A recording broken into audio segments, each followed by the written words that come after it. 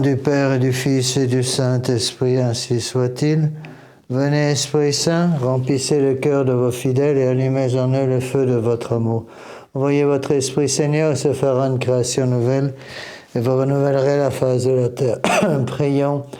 Ô Dieu qui avez daigné envoyer votre Esprit sur ce monde, donnez-nous par ce même Esprit de comprendre et d'aimer ce qui est bien, et jouir sans cesse cette divine consolation par le même Jésus-Christ notre Seigneur. Je vous salue Marie, pleine de grâce. Le Seigneur est avec vous, vous êtes bénie entre toutes les femmes, et Jésus, le fruit de vos entrailles, est béni.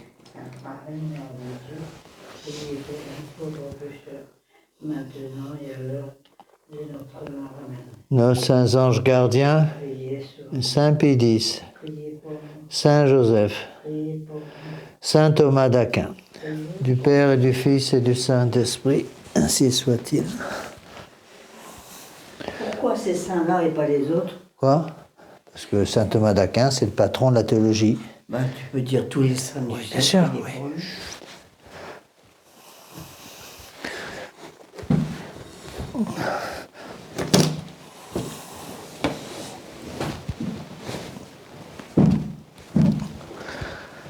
Alors, nous continuons dans ce cours sur l'encyclique du 15 avril 1905 de Saint Pie X, Acer Bonimis, sur l'enseignement de la doctrine chrétienne. Donc, c'est une espèce de conclusion, je vous ai expliqué ça la dernière fois, une conclusion de tout le cours sur le modernisme.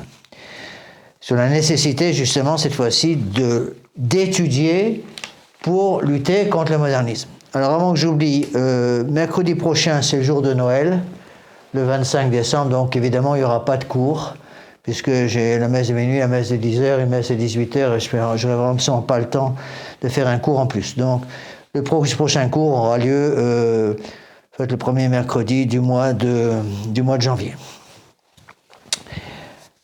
Donc, pas de cours mercredi prochain. Alors, je vais reprendre rapidement ce qu'on a déjà vu avec cette encyclique, donc, qui est facile.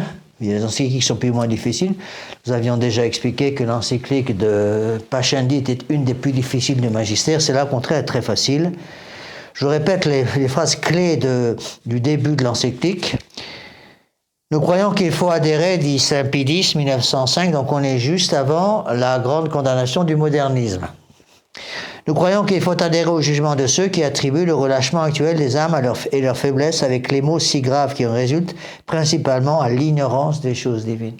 Bon, il faut toujours revenir aux bases. Donc je reprends le même système que j'ai toujours suivi depuis que je donne des cours.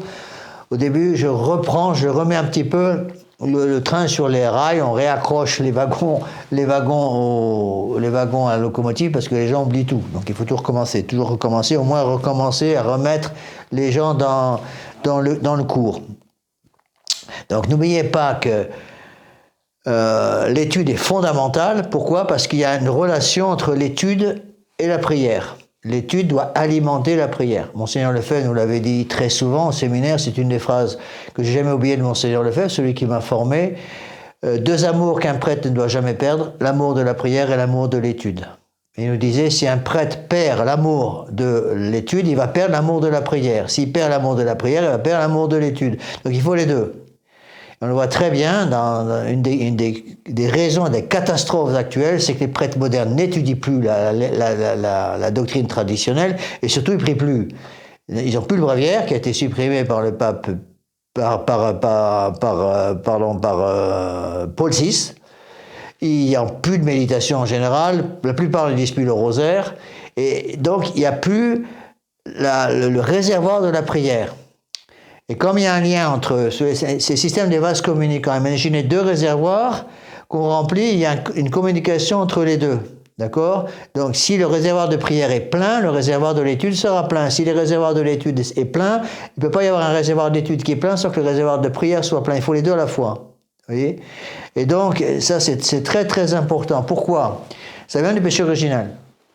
Il faut encore une fois que les gens comprennent bien ces choses-là, parce que c'est une belle chose de connaître son catéchisme, mais il faut savoir l'appliquer dans la vie de tous les jours. Parce que quand je demande aux gens pourquoi l'étude est tellement nécessaire, Oh bon, comme ça, pour utiliser notre intelligence. Mais non, c'est pas la raison principale. La raison principale, c'est que notre âme, qui est une substance spirituelle douée d'intelligence et de volonté, capable de connaître Dieu par l'intelligence et de le posséder par la volonté, a un certain nombre de pouvoirs, bon, des capacités, si vous voulez. Bon. Et une des puissances, ce qu'on appelle les puissances de l'âme. Bon, il y a l'intelligence, la volonté, l'irascible et le concupiscible. L'ignorance pour connaître le vrai. Pardon, je reprends. L'intelligence, la volonté, l'irascible, le concupiscible. L'intelligence pour connaître le vrai, puisque l'objet de l'intelligence, c'est le vrai. La volonté pour... non, je reprends. L'intelligence pour connaître le vrai, savoir qu'il y a un vrai, que le vrai existe, la vérité existe. Après, la volonté pour l'atteindre. L'irascible pour lutter contre les obstacles qui vont se rencontrer dès qu'on se met à la service du bon Dieu. Et concupiscible pour désirer les choses de façon raisonnable. Bon. Et le péché originel va attaquer tout ça, ce qu'on appelle les 4 blessures. Les 4 blessures.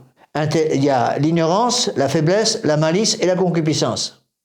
Eh bien, la blessure qui va attaquer l'intelligence, c'est-à-dire qui va rendre l'intelligence de plus en plus faible pour qu'elle puisse atteindre le vrai, et d'abord découvrir le vrai, puis l'atteindre avec la volonté.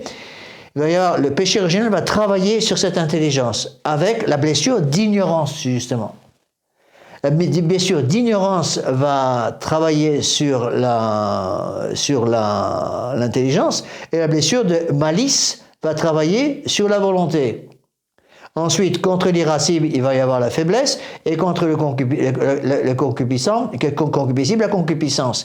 Les 4, tout part des 4 blessures. C'est parce qu'il y a 4 blessures du péché originel qu'on a impérativement besoin de prier. Pourquoi? Parce que par la prière, on va recevoir les grâces dont on a besoin, et notamment par ces grâces, on va recevoir les vertus qui nous permettent de lutter contre ces conséquences. Bon, pour lutter contre on va voir, si vous voulez, les 4 vertus cardinales de prudence, de justice, de force et de tempérance. C'est des choses que j'ai déjà expliquées 25 000 fois, mais c'est ça le drame, c'est qu'à chaque fois que je pose des questions aux gens qui assistent au cours, pourquoi les 4 vertus cardinales, ils me regardent les yeux ronds, ils me disent, bon, on ne sait pas. Pourtant, j'ai expliqué, je ne sais pas combien de fois. Il faut constamment répéter. On est comme des enfants. On dit que les enfants, il faut répéter 70 fois pour que ça rentre. Avec les adultes, je me demande s'il ne faut pas un peu plus. Bon.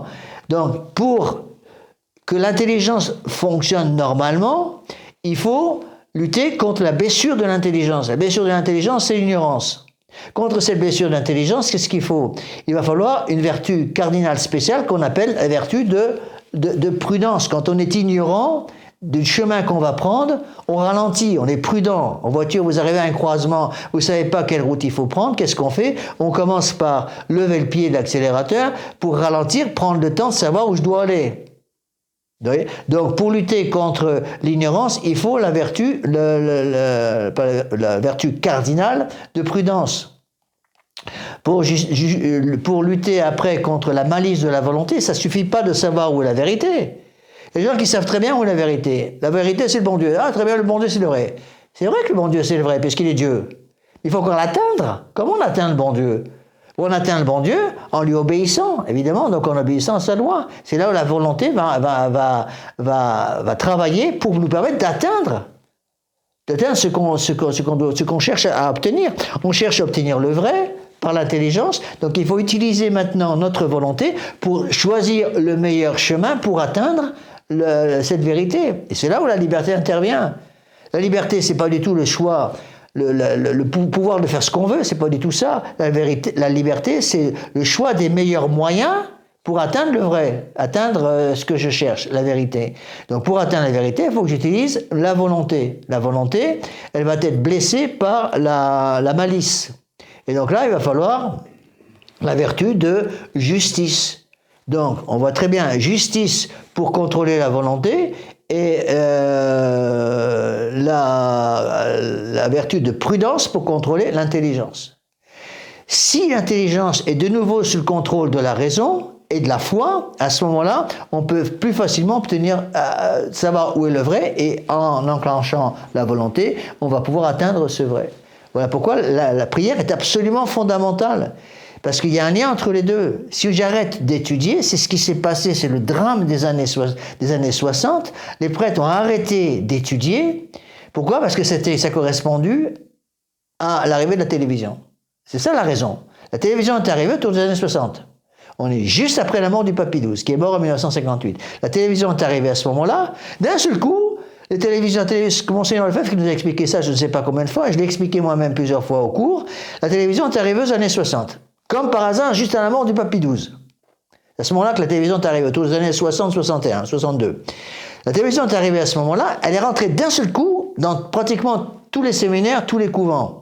Et les prêtres, les moines, les religieuses ont été attirés par cette télévision comme les mouches sont attirées par une lumière la nuit. Et tout le monde s'est précipité sur la télévision parce que c'était facile, il y avait le petit film du soir, les nouvelles, etc., le journal du soir, et tout a commencé à tourner avec ça. Du coup, les gens ont commencé à regarder la télévision. Les prêtres, les jeunes prêtres surtout, c'était une catastrophe dans les séminaires. Dans les séminaires, les séminaires ont commencé à se tourner vers la télévision. Et évidemment, tout le temps qu'ils passaient devant la télévision, ils n'avaient plus le temps pour la prière. C'était un temps qui n'était plus passé pour étudier et prier. Donc la télévision a coupé une grande partie du temps de l'étude. Comme l'étude a diminué, qu'est-ce qui s'est passé? La prière a diminué. L'étude a fini par complètement disparaître et a été remplacée par la télévision. La télévision a pris la place de l'étude et donc les gens n'étudiaient plus. Je prends toujours le même exemple. Le livre le plus important pour le prêtre, au niveau de l'étude, c'est la Somme théologique de saint Thomas d'Aquin. Quand je parle avec des prêtres modernes, je leur demande quand est-ce que vous avez ouvert la Somme théologique de saint Thomas d'Aquin pour la dernière fois, ils me regardent avec des yeux ronds, ils me reconnaissent, monsieur l'abbé, je ne l'ai pas ouvert depuis mon séminaire. C'est ça le problème.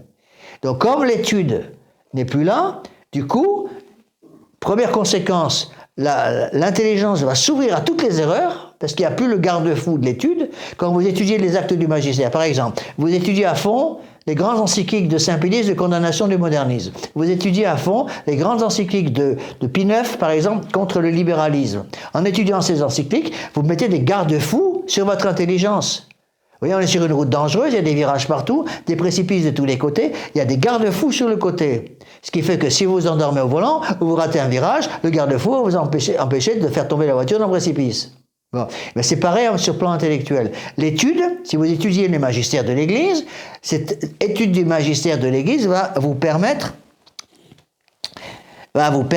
de protéger votre intelligence pour éviter que l'intelligence soit contaminée par les erreurs. Bon. Si j'arrête d'étudier, j'ai plus ces protections, j'ai plus les garde-fous, et du coup la voiture tombe dans le ravin. Et c'est exactement ce qui s'est passé autour des années 60. Parce que les gens me posent souvent la question, monsieur l'abbé, comment se fait-il que d'un seul coup, en quelques années, autour des années 60, avec l'arrivée de la télévision, comment se fait-il que les gens arrêtaient d'étudier? La réponse, elle est là. Ils ont arrêté d'étudier parce que la télévision a pris la place et donc l'intelligence s'est retrouvée démunie par rapport à toutes les erreurs du modernisme, toutes les erreurs du libéralisme et du monde moderne. Et ça correspond, tout ça, c'est arrivé en même temps. Le démon sait très bien ce qu'il fait. Qu'est-ce qui est arrivé juste à ce moment-là? Donc, la protection, les rails de sécurité de chaque côté de la route ont disparu parce que les gens n'étudiaient plus. Conséquence, ils n'avaient plus la protection de leur intelligence. À ce moment-là, qu'est-ce qui est arrivé? À ce moment, est arrivé en 62, Vatican II. Vatican II, c'est 62-65. Comme il n'y avait plus la protection de l'étude traditionnelle, de l'étude du magistère, il n'y avait plus de protection, ils ont gobé toutes les erreurs de Vatican II sans rien dire, parce que justement, cette protection n'existait plus. Deuxième conséquence, très importante, s'il n'y a plus d'études, comme il y a un lien entre l'étude et la prière, les gens arrêtent d'étudier, conséquence, ils arrêtent de prier.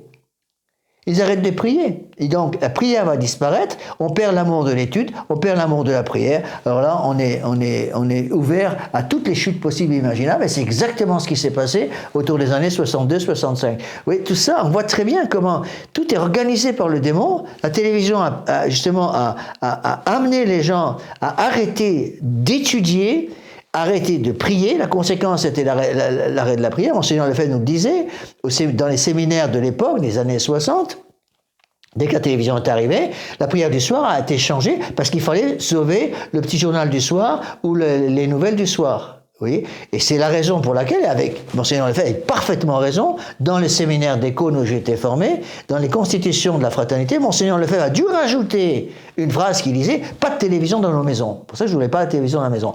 Bon, parce que justement, il avait compris le danger de ces choses-là. Et c'est la télévision, c'est ça qu'il faut comprendre, c'est la télévision qui a remplacé l'étude traditionnelle.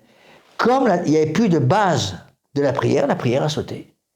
Ça a correspondu aussi à l'arrêt du bréviaire, parce que ça a été détruit par Paul VI. On a arrêté plus de méditation, demandez aux prêtres modernes, est-ce que vous faites une méditation tous les jours? Ils vont vous regarder encore une fois avec des yeux ronds et vont vous dire que non. Et donc il n'y a plus d'études, il n'y a plus de prière, et c'est les fondations même du sacerdoce qui sautent. Voilà pourquoi il y a tellement de prêtres qui se cassent la figure aujourd'hui, parce que justement, il manque l'essentiel. Et ce que je vous dis sur les prêtres, c'est aussi valable pour les fidèles. Parce que les fidèles ont besoin d'étudier, les fidèles ont besoin de prier. Regardez les difficultés qu'ont même nos fidèles, même des braves gens que je connais bien, avec l'étude. On n'a pas le temps, disent-ils. Ils ont le temps pour faire tas d'autres choses, mais ils n'ont pas le temps pour étudier. Ils n'ont pas assez de temps pour prier. Vous voyez? C'est pour ça que le 21 décembre, je commence à la chapelle de Tannus, on va commencer une espèce de petit tiers-ordre, en quelque sorte l'esprit du tiers-ordre, pour pousser les gens qui veulent prier davantage, qui veulent étudier davantage, qui ont compris le danger de cet arrêt d'étude et cet arrêt de la prière, pour les pousser à se remettre à la méditation, à faire un petit peu comme les réunions qu'avait organisé le Père Vallée, des réunions d'anciens retraitants, pour un peu comme un feu qui est en train de s'éteindre. Qu'est-ce qu'on fait? On prend une bûche et on met la bûche dans le feu pour que la flambée, le feu reprenne vigueur. C'est un peu la même chose. Vous voyez? Alors, donc, je reprends le texte de Saint Pédis. Tous ces mots graves résultent de l'ignorance, principalement de l'ignorance, je reprends le texte, nous croyons qu'il faut adhérer au jugement de ceux qui attribuent le relâchement actuel des âmes et de leur faiblesse, avec les mots si graves qui en résultent, à l'ignorance des choses divines. On ne connaît plus notre catéchisme, on ne connaît plus la somme théologique de saint Thomas, on ne connaît plus les pères de l'Église, on ne connaît plus tous ces moyens de sécuriser la route qui nous mène au ciel. Non, je reprends. C'est-à-dire que le catéchisme, tu l'as fait au catéchisme. Mais on l'a fait comme enfant. Après, tu le relis. Eh bien oui, mais c'est ça l'erreur. Parce que si vous étudiez comme enfant le catéchisme, et qu'après vous l'étudiez plus du tout, il y a un catéchisme pour les enfants, il y a un catéchisme pour les adolescents, il y a un catéchisme pour les adultes. Le catéchisme doit être adapté à l'âge de la personne qui l'étudie. Un enfant de 5 ans, on ne va pas lui apprendre le catéchisme, comme on ne va pas apprendre le catéchisme de Saint Pédis pour adulte, pour un enfant de 5 ans, c'est évident. Un enfant de 5 ans, on lui donne des bases. On apprend à faire un signe de croix, on lui apprend les prières et les prières élémentaires, on apprend le grand mystère, la Sainte Trinité, l'incarnation, la rédemption. Puis après, avec l'âge qui grandit, il ne faut pas croire, ça c'est une énorme erreur qui est commise par beaucoup de parents, qui disent, les enfants ont fait le catéchisme jusqu'à 10-12 ans, ça suffit. Mais non, ça ne suffit pas. Imaginez quelqu'un qui dise, moi je sais lire et écrire, ça me suffit, je ne vais pas plus loin. Mais non, il faut étudier pour maintenir son intelligence à flot. Je continue avec le texte de Saint Pédis. Nous affirmons, dit Saint Pédis, qu'une grande partie de ceux qui sont condamnés au supplice éternel, c'est-à-dire l'enfer, doivent cet irréparable malheur à l'ignorance des mystères de la foi qu'on doit nécessairement savoir et croire pour être admis au nombre des élus. Donc, à cette sainteté, à cette pudeur qui réfrène les passions, il faut donner comme fondement l'intelligence des choses divines. Donc, si j'étudie, si je connais ma foi, si je connais mon catéchisme, je peux plus facilement prier. Pourquoi les deux choses sont nécessaires? Parce que si vous avez que la connaissance, vous avez l'étude sans la prière, qu'est-ce qui va se passer? Vous allez tomber dans l'orgueil. Vous voyez? S'il n'y a que la prière sans l'étude, qu'est-ce qu'on fait? On tombe dans l'angélisme. On va avoir une espèce de piété creuse, sans soutien doctrinal. Il faut les deux. Il faut la canne pour marcher, c'est l'étude, mais il faut en même temps le cœur pour aimer le bon Dieu, et ça, c'est la prière. Donc il faut la prière et l'étude. Donc je continue avec le texte de Saint Pédis. Quand la dépravation des mœurs et la disparition de la foi par suite de l'ignorance se trouve réunie, il n'y a plus guère de remède et la route est ouverte pour la cause finale. Vous voyez, dépravation des mœurs, on est en plein dedans aujourd'hui avec la culture woke, disparition de la foi, regardez ce qui se passe depuis Vatican II, et l'ignorance, à ce moment-là, la route est ouverte pour la route finale. Et c'est la raison pour laquelle, dans le monde moderne, les gens ont perdu la foi. Le premier rôle donc de ceux, dit Saint Pédis, qui sont préposés d'une façon quelconque au gouvernement de l'Église est d'apprendre aux fidèles les choses saintes. Nous affirmons qu'une grande... Attendez, non, je me trompe, excusez-moi. Voilà. On continue dans ce texte essentiel de Saint Pédis que j'ai déjà expliqué. Saint Pédis dit... C'est pourquoi le Saint Concile de Trente, traitant des pasteurs des âmes, déclare que leur premier et principal devoir est d'instruire le peuple chrétien. Il leur ordonne donc, au moins les dimanches et jours de fête solennelle, de parler au peuple sur la religion. Au Saint-Temps de l'Avent et du Carême, ils doivent le faire chaque jour, au moins 3 fois par semaine. Au Saint-Temps de l'Avent et du Carême, les prêtres doivent faire cet enseignement chaque jour, au moins 3 fois par semaine. Ce n'est pas tout. Il ajoute que les curés sont tenus au moins les dimanches et fêtes, par eux-mêmes ou par d'autres, d'instruire les enfants dans les vérités de la foi, de les former à l'obéissance envers Dieu et leurs parents. Les former à l'obéissance envers Dieu et leurs parents. Il veut qu'on instruise de leurs vertus ceux qui doivent y participer, en employant un gage facile et usuel. 2 principales obligations ont été imposées donc par le Concile de Trente, ce grand concile du XVIe siècle contre le protestantisme.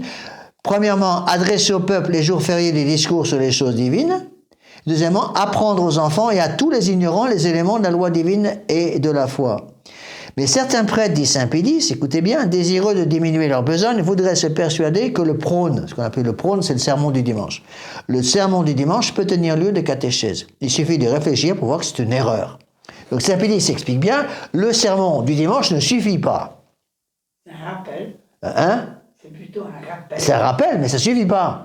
Parce que c'est pas avec un sermon, surtout dans le monde moderne, ils font des sermons de 5 minutes. C'est pas avec 5 minutes que vous allez lutter contre l'influence délétère du monde moderne pendant toute la semaine. C'est impossible. Même si la belle Lafitte prêche une demi-heure, je prêche souvent 25 minutes, parfois une demi-heure, c'est vrai que c'est un peu long, mais on a absolument besoin de ça, ça suffit pas. C'est pour ça que j'ai rajouté le cours de doctrine. Je pense que si nos fidèles, et ceux qui me font confiance, si vous voulez, écoutent la messe du dimanche, soit en vidéo, soit en réalité pour ceux qui peuvent venir ici, ils écoutent les sermons du dimanche, ils ont déjà quelque chose. Si vous rajoutez à ce sermon du dimanche qui dure entre 20 minutes et une demi-heure, vous rajoutez le cours du mercredi soir qui dure 1h30, à ce moment-là, vous avez une demi-heure plus 1h30, vous avez 2 heures d'études par semaine.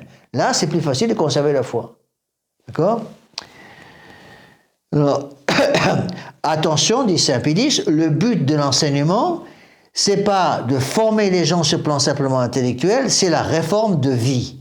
Donc, si j'enseigne le catéchisme aux enfants, j'enseigne le catéchisme aux adultes, je donne un sermon le dimanche, je donne un cours de catéchisme le mercredi soir à 19h pour obtenir la réforme de vie. C'est-à-dire que les gens changent de vie et retrouvent l'état de grâce. C'est ça qui est le plus important. Si on ne saurait attendre une moisson, dit Saint Pédis, d'une terre qui n'aurait pas reçu de semences, comment espérer des générations ayant des bonnes mœurs si elles n'ont pas été à temps instruites dans la doctrine chrétienne? De là, nous devons conclure que si la foi s'est alanguie de nos jours au point d'être presque mourante chez beaucoup, c'est que le devoir de l'instruction religieuse est accompli trop négligemment ou complètement omis. Alors, nous en étions arrêtés là. Donc Saint Pédis va terminer son encyclique, donc cette encyclique de 1905, Acerbo Nimis, par une liste de conseils. Le nom de l'encyclique c'est Acerbo Nimis, 1905. Donc on est... 1905 c'est quoi? C'est des années capitales pour la France. 1905 c'est on est en plein dans le ministère Combes. Ministère Combes, c'est la séparation entre l'Église et l'État. C'est la persécution ouverte contre les ordres religieux, contre les écoles chrétiennes, contre les couvents.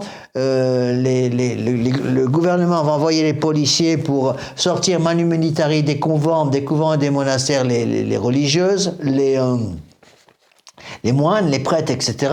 C'est le début, si vous voulez, de la laïcisation forcée de la France. Et on en est en plein dedans aujourd'hui. La laïcisation, c'est quoi? La laïcisation, c'est la destruction du règne social de notre Seigneur Jésus-Christ. C'est-à-dire notre Seigneur Jésus-Christ n'a plus rien à dire dans le monde moderne parce que justement la foi et la politique sont complètement séparées. Les politiciens d'aujourd'hui le disent tout le temps, l'Église n'a plus rien à voir avec la politique. Vous vous rendez compte, les conséquences sont énormes parce que ça veut dire que le commandement de Dieu, ça vaut rien en matière politique.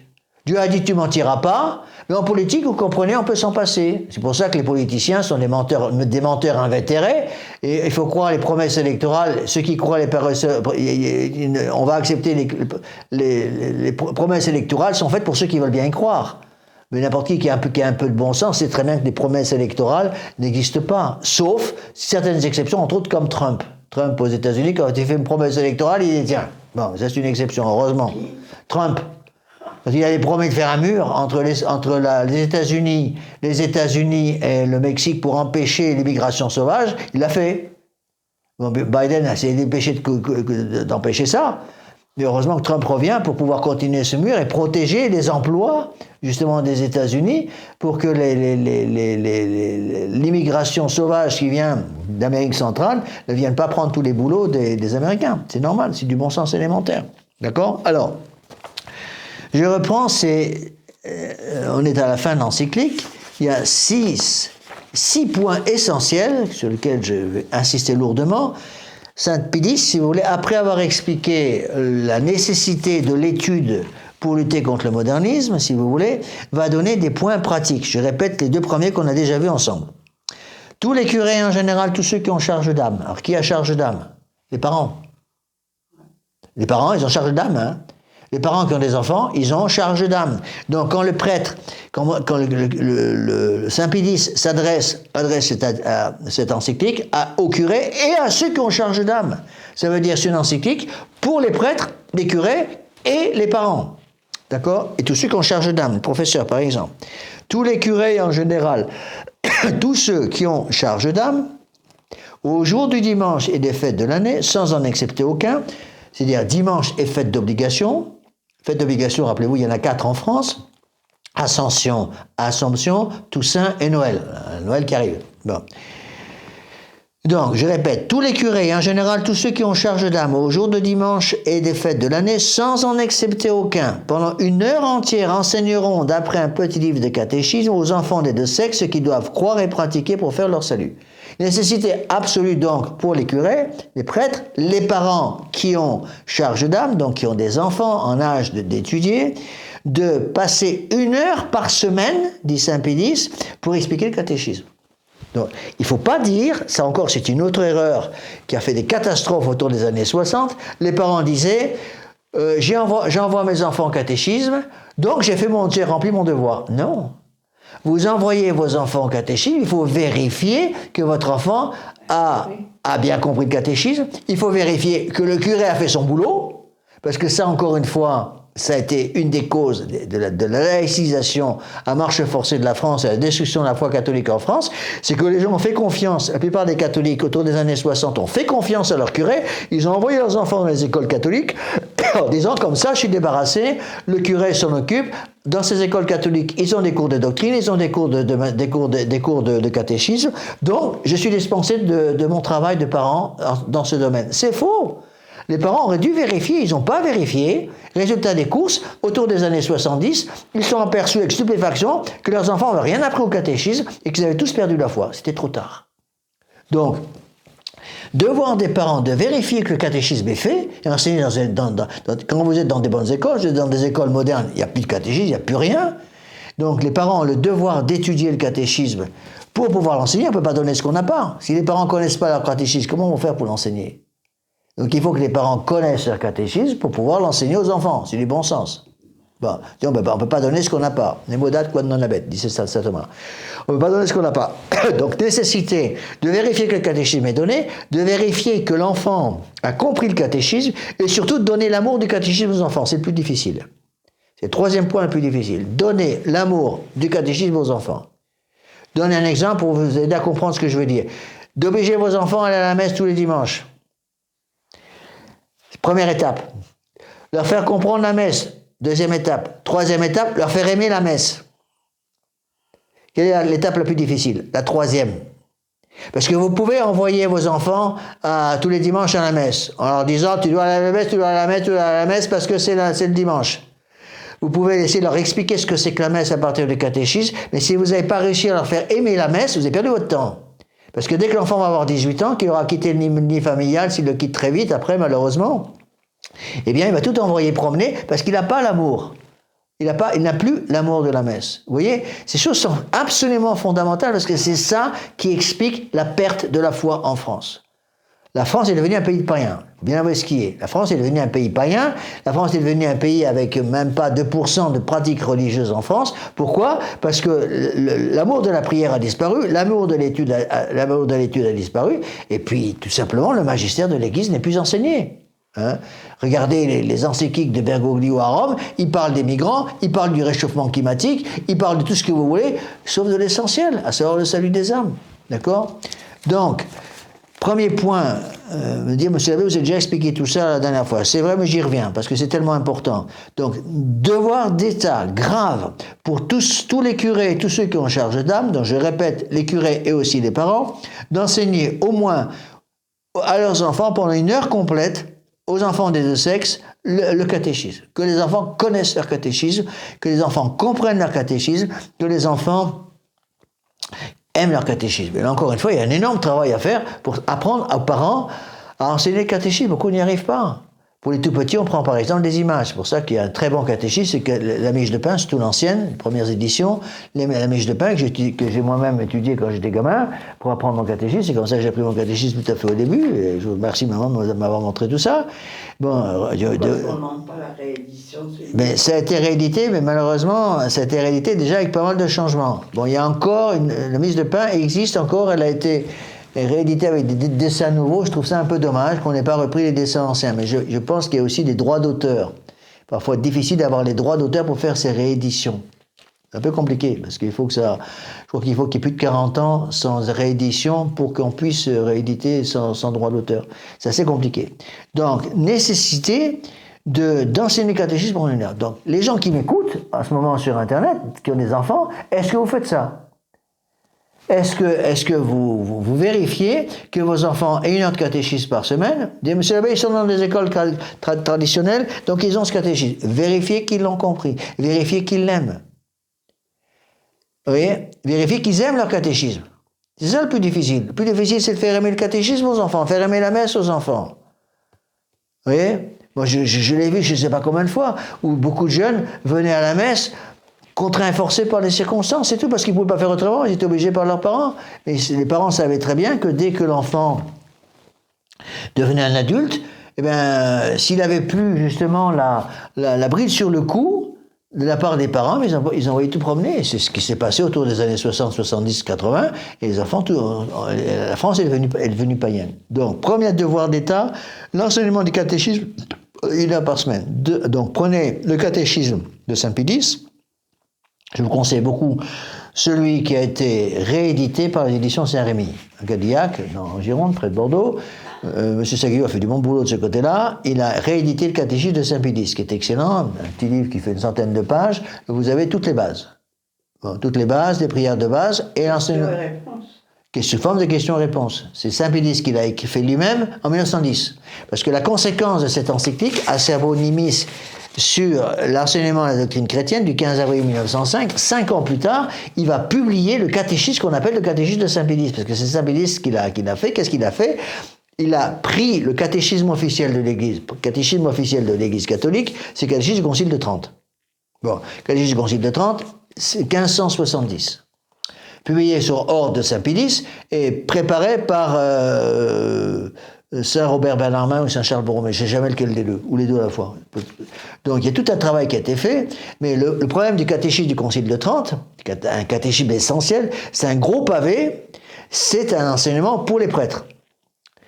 L'enseignement pour les prêtres, c'est déjà un peu difficile pour des laïcs adultes qui n'ont pas une bonne formation religieuse, qui vont avoir du mal à le lire. Et donc qu'est-ce qu'a fait Saint-Pédis? Donc avant, ce catéchisme était littéralement donné à tous les jeunes prêtres au moment de leur ordination, et ils recevaient en cadeau le catéchisme de Saint-Pédis, voilà ce que vous devez enseigner à vos fidèles. Bon, alors Saint-Pédis, il a repris ses catéchismes, et il en a fait un petit catéchisme, il l'a réduit en 100 de pages, même pas 80 pages, sous forme de questions-réponses. Pourquoi? Parce que sous forme de questions-réponses, c'est plus facile à connaître. Et là, il faut obliger les enfants à connaître le par cœur, hein. À utiliser le par cœur. Il faut utiliser le par cœur, il faut faire utiliser la mémoire. Les gens n'utilisent plus leur mémoire.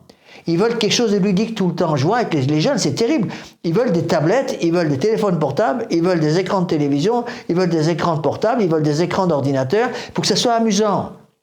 C'est des petits jeux. Ça, c'est la catastrophe des jeux vidéo. Les jeux vidéo qui sont utilisés dans toutes les familles modernes, hélas, malheureusement, c'est une catastrophe parce que ça habitue les enfants à n'étudier que si c'est ludique. Si c'est amusant.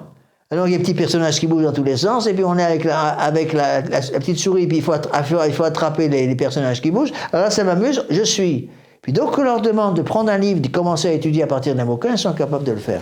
Et là, il y a une énorme responsabilité des parents. Les parents n'ont pas fait leur boulot. Deuxième point. De plus, à des époques fixes de l'année, les curés et ceux qui ont charge d'âme, pareil, donc les parents, préparons les garçons et les filles par une instruction faite plusieurs jours de suite à bien recevoir les sacrements de pénitence et de confirmation. Donc, il y a préparation à la pénitence, à la confession et à la confirmation. Donc, il faut absolument habituer les enfants à se confesser correctement. Et ça, c'est tout le travail de la mère, surtout. Pour les petites filles surtout, et pour les papas aussi pour les garçons. Mais c'est surtout la maman qui s'en occupe parce que les petits, comme on commence, moi j'aime beaucoup confesser les petits quand ils ont déjà 4-5 ans. Dès qu'ils sont capables de comprendre ce que c'est qu'un péché, il faut qu'ils se confessent. J'aime pas du tout faire des premières communions qui n'ont pas été précédées par plusieurs confessions. C'est une erreur, à mon avis, que font beaucoup de jeunes prêtres, c'est qu'ils préparent des enfants à la communion, et la veille de la communion, du jour où ils reçoivent le bon Dieu pour la première fois, ils font une confession. Les enfants se confessent. Ils se confessent une fois avant la communion. Avant le jour de la communion, du coup, ils n'ont pas eu l'habitude, ils n'ont pas eu le temps de s'habituer à confesser. Moi, j'aime beaucoup que les enfants se confessent 5 ou 6 fois, au moins, avant la première communion. Donc, que les parents les amènent au prêtre. J'ai eu plusieurs fois des enfants de 4 ans confessionnels. Hein. Monsieur l'abbé, il est capable de faire les bêtises. S'il est capable de faire les bêtises, il est capable de se confesser. Oui, ils savent très bien. Ils savent très bien. Ils savent très bien, les enfants ne sont pas fous. Hein. Les enfants, ils ne sont pas fous. Ils savent très bien que quand maman a dit de ne pas prendre de bonbons dans la boîte de gâteau, on attend que maman soit partie et hop, on va ouvrir la boîte de gâteau pour se servir. Ils savent très bien qu'ils font une bêtise. Ils savent très bien qu'ils obéissent à la maman et donc ils savent très bien qu'ils obéissent au bon Dieu. Quand je désobéis à maman, je désobéis au bon Dieu. Quand j'obéis à maman, j'obéis au bon Dieu. C'est ce qu'on explique aux enfants. Donc, Ils peuvent dire, oh, mais le bon Dieu, on ne le voit pas. oui, mais c'est justement là où intervient l'éducation des enfants, parce que le bon Dieu ne le voit pas, mais la maman, il la voit. Et donc, quand la maman dit, tu ne prends pas un gâteau dans la boîte de bonbons, dans la boîte de gâteaux, c'est pour le repas de midi ou c'est pour le goûter, pas avant, je t'interdis d'ouvrir cette boîte avant, et que l'enfant le fait, qu'est-ce qu'il fait l'enfant? Il n'est pas fou, il va attendre que la mère ne soit pas dans la pièce. Donc, il sait très bien qu'il fait une bêtise. Il ne va jamais ouvrir la boîte de gâteau devant sa mère. Il attend qu'elle ne soit pas là, et hop, il ouvre la boîte de gâteau, il monte sur l'escabeau pour ouvrir la boîte de gâteau et se servir. Ben c'est pareil avec la confession. Un enfant qui est capable de faire des bêtises comme ça, est capable de se confesser. Bon, il me dire, mais c'est des petits péchés. Et alors? Il faut attendre que l'enfant ait commis des péchés mortels énormes pour qu'il se confesse, c'est ridicule. Il faut habituer les enfants. Moi, il m'est arrivé, je me rappelle, une fois, aux États-Unis, j'ai confessé comme ça plusieurs fois des petites filles, de petites jumelles, des petites sœurs jumelles, dès 3 ans, elles étaient très mûres, elles étaient déjà capables de se confesser. Et je les ai confessées dès 3 ans. Bon, il fallait les aider. Et souvent, les parents doivent aider les enfants à préparer la confession. Parfois, les parents donnent un petit papier de confession à l'enfant qu'ils donnent au prêtre pour qu'il sache un peu ce qui s'est passé. De toute façon, les péchés des enfants, nous on les connaît, c'est toujours les mêmes. Ça tourne surtout autour du mensonge et la désobéissance aux parents. Mensonge, désobéissance, parfois petit vol. Parfois des petits vols, et surtout le mensonge. Hein. La fissure qui fait rentrer pour des enfants le démon dans les âmes, c'est le mensonge. Hein. Le mensonge des enfants, c'est une catastrophe. Bon. Il faut bien lutter contre ça. Vous voyez, donc on voit très bien là comment la confession fréquente prépare la communion et la confirmation. Donc il faut absolument que les parents le fassent. Et malheureusement, j'ai connu beaucoup de prêtres, hélas, qui n'ont pas compris ça et qui refusent catégoriquement. J'ai connu des prêtres qui refusaient de confesser des enfants de 4 ans. Ils sont trop petits, ça ne sert à rien, ils ne commettent pas de péché. Tu parles. Demandez aux enfants s'ils ne commettent pas de péché. Ils savent très bien qu'ils commettent des péchés. D'ailleurs, on le voit tout de suite quand on confesse un petit, on voit si le petit est capable et suffisamment mûr pour se confesser. Il m'est arrivé, des petits qui n'étaient pas encore capables, qui n'avaient pas encore l'âge de raison, Ils n'ont pas encore l'âge de raison, ils ne sont pas capables de s'accuser de péché, parce qu'ils ne sont pas encore responsables de leur péché, parce qu'ils n'ont pas l'âge de raison. Mais dès qu'ils ont l'âge de raison, beaucoup d'enfants ont l'âge de raison à 5-6 ans. Hein. Et puis surtout dans les écoles modernes, les enfants à 10 ans savent tout. Hein. Tout. Absolument tout, toutes les horreurs, les orgies sexuelles les plus abominables, ils savent tout à 10 ans, parce qu'ils ont pratiquement tous un téléphone portable à 10 ans, et en parlant avec les mauvais garnements de leur école, ils arrivent à tout savoir. Donc il faut absolument confesser les enfants très tôt. Moi j'aime beaucoup confesser les enfants, dès qu'ils ont 4-5 ans, ils sont capables de se confesser, on les confesse plusieurs fois avant la première communion. Et après, on les confesse encore plusieurs fois avant la confirmation. Hein, donc, il y a tout un travail là qui doit être fait par les parents. Hein, parce que ce sont souvent les parents qui font ça. Alors la grande difficulté ici dans la paroisse ici à Tanus, c'est un problème que je ne sais pas très bien comment résoudre, c'est que les gens habitent très loin. Beaucoup de gens font 1 heure de voiture, 2 heures de voiture pour venir à la messe. Bon, il est évident que vous ne pouvez pas demander à des gens qui font 2 heures de voiture pour venir à la messe le dimanche, plus 2 heures pour revenir, ça fait 4 heures de voiture dans la journée, ça fait un demi-plein ça. Un demi-plein, donc ça fait 40-50 euros facilement de carburant. Vous ne pouvez pas leur demander de revenir en plus, par exemple le mercredi après-midi pour venir à un cours de catéchisme, ils ne peuvent pas. Parce que les parents ne sont pas libres, ne peuvent pas remettre les gamins dans la voiture et aller à un cours de catéchisme organisé le mercredi après-midi. Ils ne peuvent pas.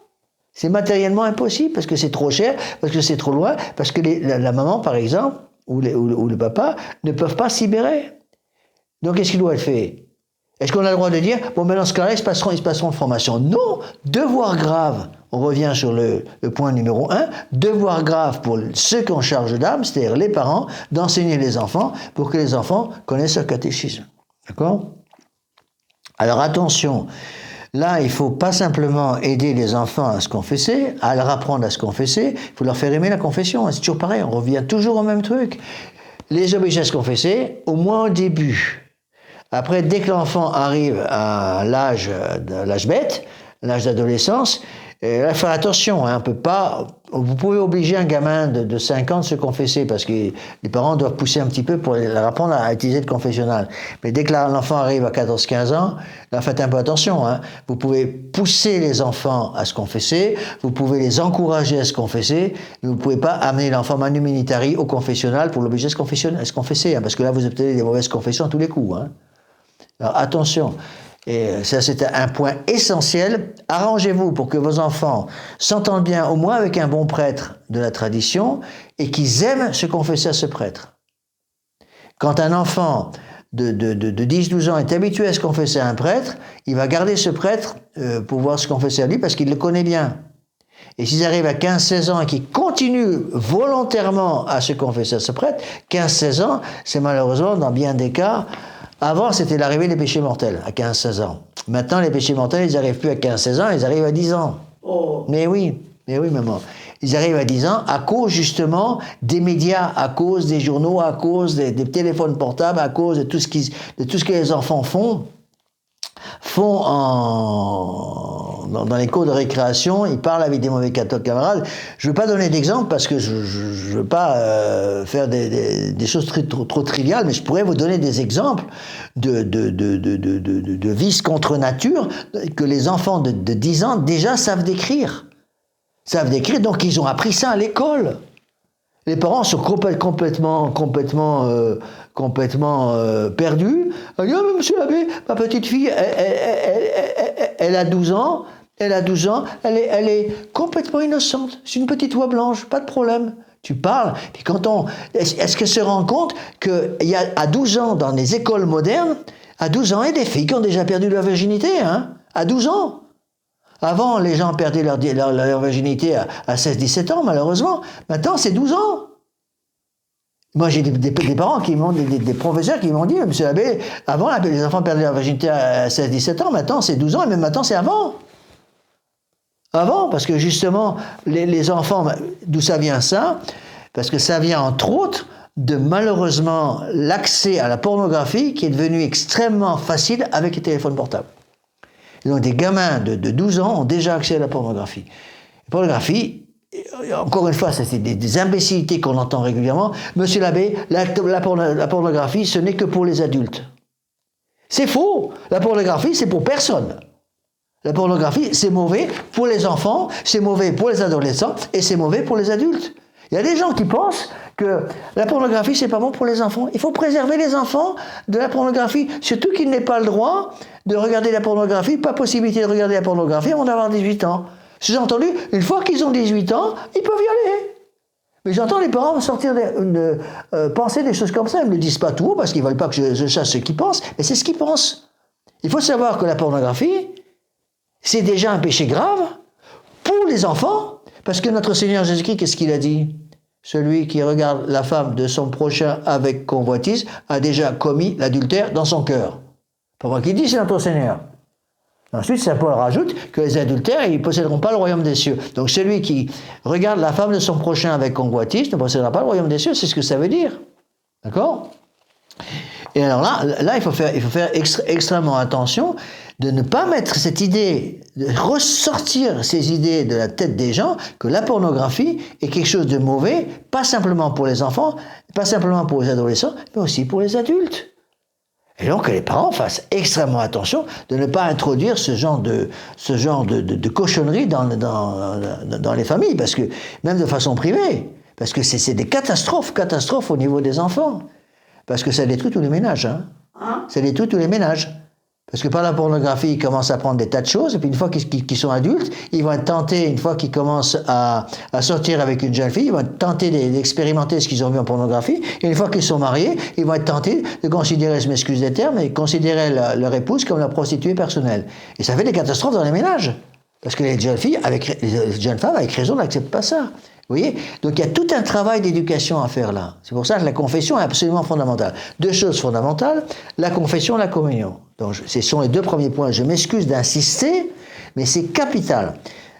Obligation pour les curés et ceux qui ont charge d'âme, donc curés et parents, doivent donner au moins 1 heure de catéchisme par semaine aux enfants. Vérifier que ça a été fait dans les cas assez rares où les enfants vont encore dans les écoles de la tradition où ils ont un véritable catéchisme. Bon. Vérifiez que l'enfant a compris, que l'enfant aime ce catéchisme, et si vous arrivez à aimer votre catéchisme, vous avez déjà fait la moitié du travail pour amener votre enfant au ciel. Deuxièmement, il faut les préparer à bien recevoir le sacrement de pénitence. Bien recevoir le sacrement de pénitence et la confirmation. Il y a tout un travail de préparation. Moi, je le vois avec les adultes. Quand des adultes me contactent parce qu'ils ont passé 20 ans ou 30 ans sans confession, ils ont en général ils sont baptisés, ils ont envoyé tout promener vers 15-16 ans, et puis ils redébarquent à parfois 28, 30, 35 ans. Bon, monsieur l'abbé, on voudrait régulariser notre situation matrimoniale, on voudrait reprendre le contact avec le bon Dieu, qu'est-ce qu'il faut faire? Première étape, c'est faire une bonne confession générale. Donc je leur donne les papiers de confession générale que j'utilise pour les retraites, et je les aide à se préparer à une bonne confession générale. Une fois qu'ils ont fait une bonne confession générale, on rattache, comme on dit vulgairement, le wagon à la locomotive, on peut se remettre sur les rails. Mais c'est absolument fondamental. Donc, deux choses. Se préparer à la sacrement de pénitence, aider vos enfants, travailler sur vos enfants pour qu'ils puissent aimer se confesser. Je vous l'ai déjà dit, mais je répète les mêmes choses, je m'excuse encore une fois, mais c'est pas la répétition que les choses rentrent. Quand les parents me disent, monsieur l'abbé, j'ai l'impression que ma fille de 17 ans, mon garçon de 17 ans, est en train de tout envoyer promener. Est-ce que c'est encore récupérable? Première question que je vais toujours poser, c'est est-ce que votre fille de 17 ans, est-ce que votre garçon de 17 ans, est-ce que ces enfants de 17 ans, est-ce qu'ils continuent de se confesser régulièrement, volontairement? Oui. Attention, volontairement, pas contraint forcé par les parents. Hein, parce que moi j'ai eu plusieurs fois des cas comme ça. Hein. J'ai eu des cas comme ça plusieurs fois. Bon, on le voit. Un adolescent qui rentre au confessionnal et qui me dit, c'est des exemples que je vous donne, mais ça, tous les prêtres, je suis sûr, ont des cas comme ça. Et l'enfant me dit au confessionnal, l'adolescent de 17 ans me dit au confessionnal, monsieur l'abbé, je viens me confesser parce que ma mère m'y oblige, mais j'ai pas du tout envie de me confesser. Je n'ai aucun regret de mes péchés, je continuerai de pécher. Alors on parle pendant 2 minutes, j'essaie de les encourager, mais bien sûr je ne peux pas donner absolution, j'entends même pas l'accusation, il n'y a pas d'accusation d'ailleurs. parce que je garde l'enfant l'adolescent pendant quelques minutes, j'essaie de l'encourager, j'essaie de faire quelque chose, souvent on n'obtient rien du tout, l'enfant vient contraint forcé, l'adolescent vient contraint forcé, qu'est-ce que ça vaut une confession comme ça? C'est pas une confession, c'est rien du tout. Je suis obligé de dire aux enfants, surtout n'allez pas communier, mais qu'est-ce que va me dire ma mère? Débrouillez-vous pour prendre un bout de pain et vous mangez un bout de pain. Comme ça, vous pourrez dire à votre maman, je peux pas communier parce que j'ai mangé. Le problème, c'est que ça va marcher une fois ou deux, mais pas trois fois. Hein.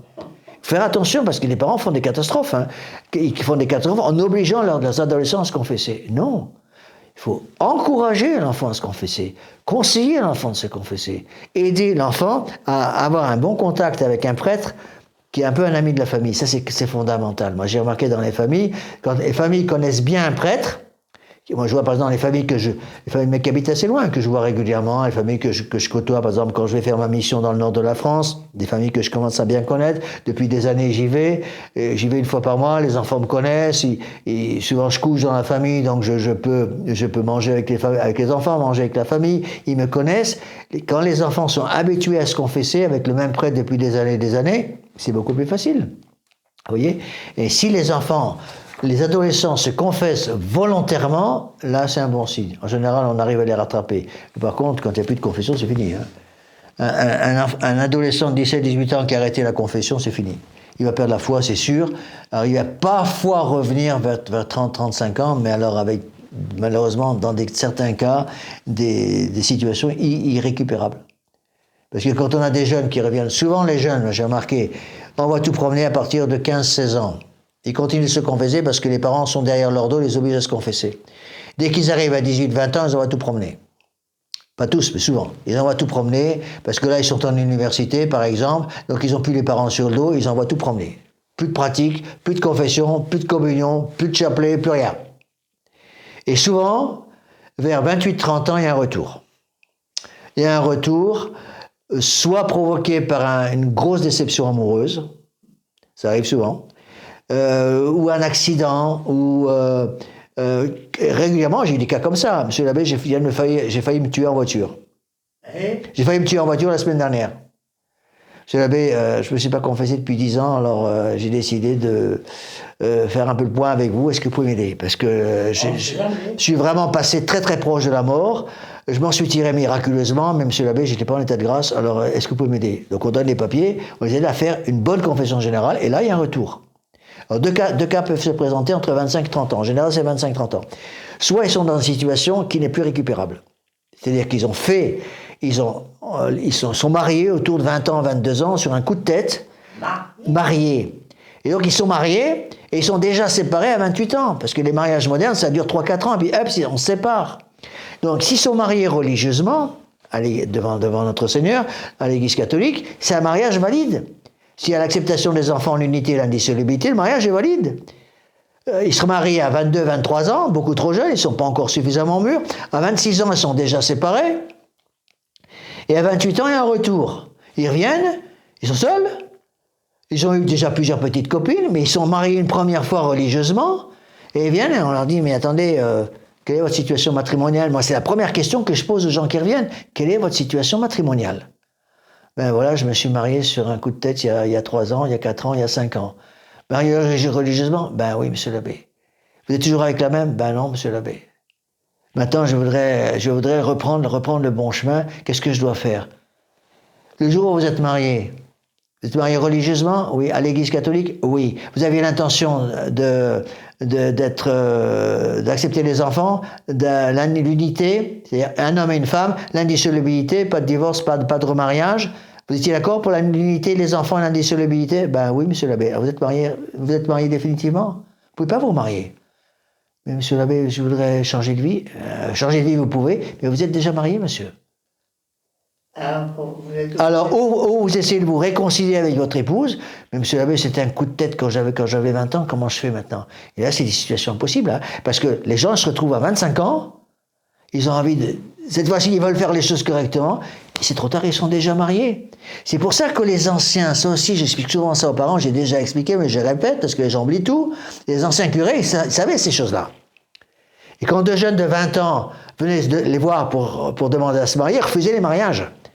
quand ils savaient que ça ne tiendrait pas. Parce qu'ils connaissaient les gamins depuis qu'ils étaient tout petits. Et j'ai connu des vieux curés qui nous disaient, il ne faut surtout pas les marier.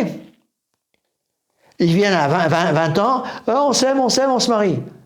Vous n'êtes pas fait l'un pour l'autre, ça ne tiendra pas. On s'aime, on se marie. Ça ne tiendra pas, on s'aime, on se marie. Ça ne tiendra pas, je refuse de vous marier. Très bien, on se met en concubinage. Débrouillez-vous. Je ne suis pas d'accord, c'est un péché. Ils se mettent en concubinage, ça dure 3 ans, ils se séparent. Et à ce moment-là, ils vont voir le curé. Leur curé, non, monsieur l'abbé, vous aviez raison, ça n'a pas tenu. Maintenant, je dois faire les choses correctement. Alors là, on peut relancer la machine, et cette fois-ci, ils font un bon choix. Vous voyez ? C'est pour ça qu'il faut que les parents fassent très très attention. Ne poussez pas vos enfants qui ont 20 ans à se marier. Si vous rendez, surtout si les curés qui les connaissent bien, ou les parents qui les connaissent bien, savent très bien que ça ne va pas durer. On peut deviner que ça ne va pas durer.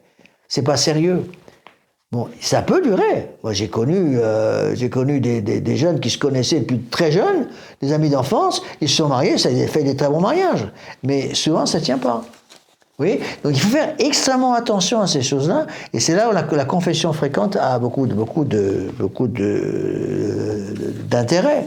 Oui, donc là il y a tout un travail, c'est là le travail d'éducation et le travail de confiance aux parents, confiance dans les parents ou pour confiance dans le curé aussi. Ça, j'ai vu ça plusieurs fois. J'avoue que c'est une grande joie pour moi quand un jeune que je connais depuis des années, parfois je l'ai baptisé, donc je le connais depuis 10 ans, 20 ans, parfois 25 ans, il vient me voir, il me dit, voilà, monsieur l'abbé, je pense à me marier, j'ai fini ma formation intellectuelle, ma formation universitaire, par exemple, j'ai un boulot en poche, j'ai un CDI, ça y est, j'ai de quoi maintenant pouvoir me marier, accepter le premier enfant, je compte me marier avec telle personne que vous connaissez, monsieur l'abbé, qu'est-ce que vous en pensez ?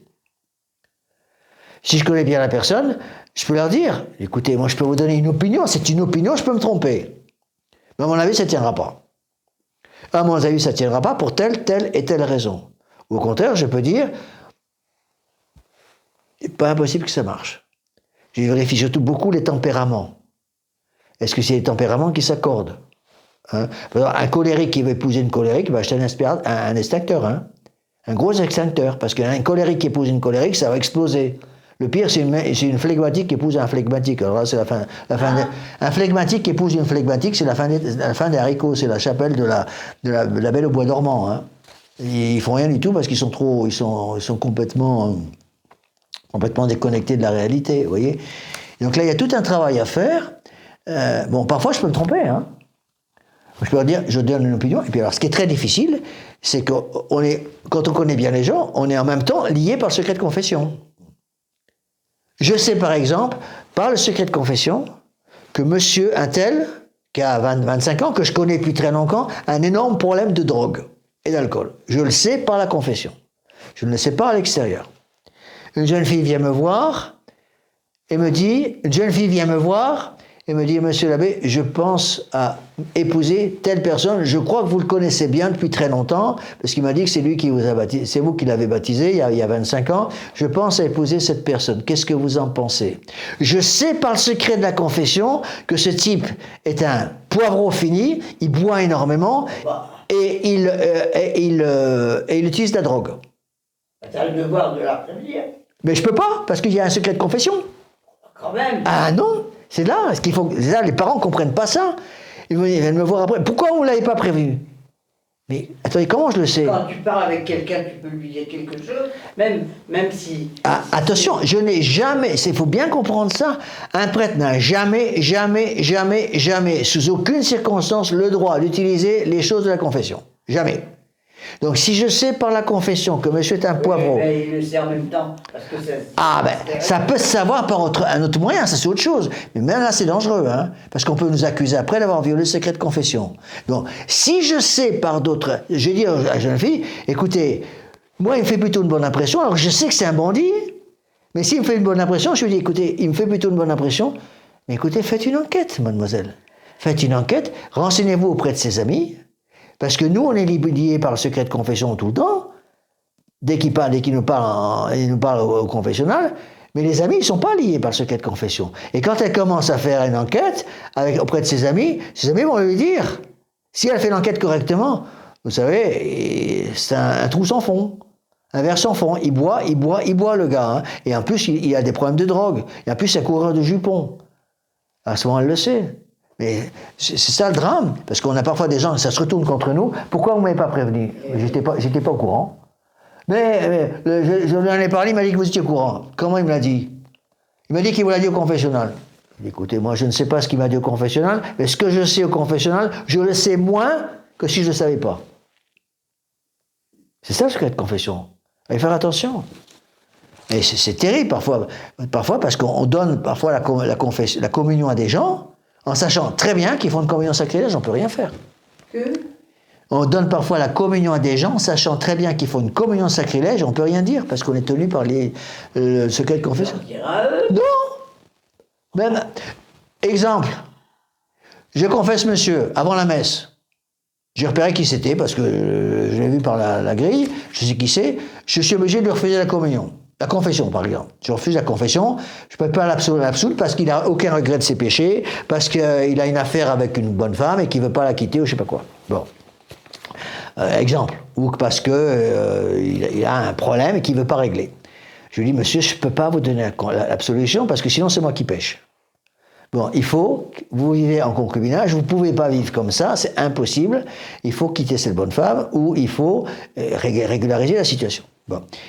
Il refuse, pas question, je reste comme ça. Monsieur, je suis désolé, je ne peux pas vous donner l'absolution. Ne communiez surtout pas. Je sors du confessionnal, je mets les vêtements liturgiques, je commence la messe. Je donne la communion à tous les fidèles, le monsieur arrive et se met au banc de communion. Je suis obligé de donner la communion. Parce que si je lui refuse la communion, je viole le secret de confession. Je ne veux rien du tout. Mais oui. Comment La confession, faut parler. Mais non, absolument pas. Je sais par la confession que je viens de lui donner, refuser l'absolution qu'il ne peut pas communier. Il se présente au banc de communion. Si je lui refuse la communion, ça veut dire que j'utilise ce que je sais par la confession. J'ai pas le droit. Jamais. C'est ça le secret de confession. Vous voyez, on a le droit, c'est pour ça qu'au séminaire on nous disait avec raison, un prêtre a le droit de refuser et doit refuser la communion, la communion au banc de communion un dimanche qu'à un pécheur public. Toute la paroisse sait que monsieur est divorcé après un mariage religieux et vit avec une autre bonne femme. Toute la paroisse le sait. Il se présente au banc de communion, je peux lui refuser la communion, parce que tout le monde le sait. Je sais cette même chose que par le secret de confession. Je ne le sais pas à l'extérieur. Il se présente au banc de communion, je suis obligé de lui donner la communion, parce que j'ai pas le droit de violer le secret de confession. Vous voyez, c'est compliqué, hein. Il y a eu des cas, j'ai un exemple que j'ai donné plusieurs fois, sous Pie XII. Sous Pie XII, il y a eu des cas comme ça, douloureux, c'était au moment où la Russie avait envoyé des communistes infiltrer les séminaires au temps de Pie XII, pour avoir des prêtres aux idées communistes, qui commençaient à se répandre dans le clergé. Donc ils envoyaient des prêtres, des jeunes perdus de foi, qui prétendaient être catholiques, qui prétendaient vouloir se faire former, et qui se formaient, et qui en fait avaient l'intention après d'utiliser leur sacerdoce pour détruire l'Église.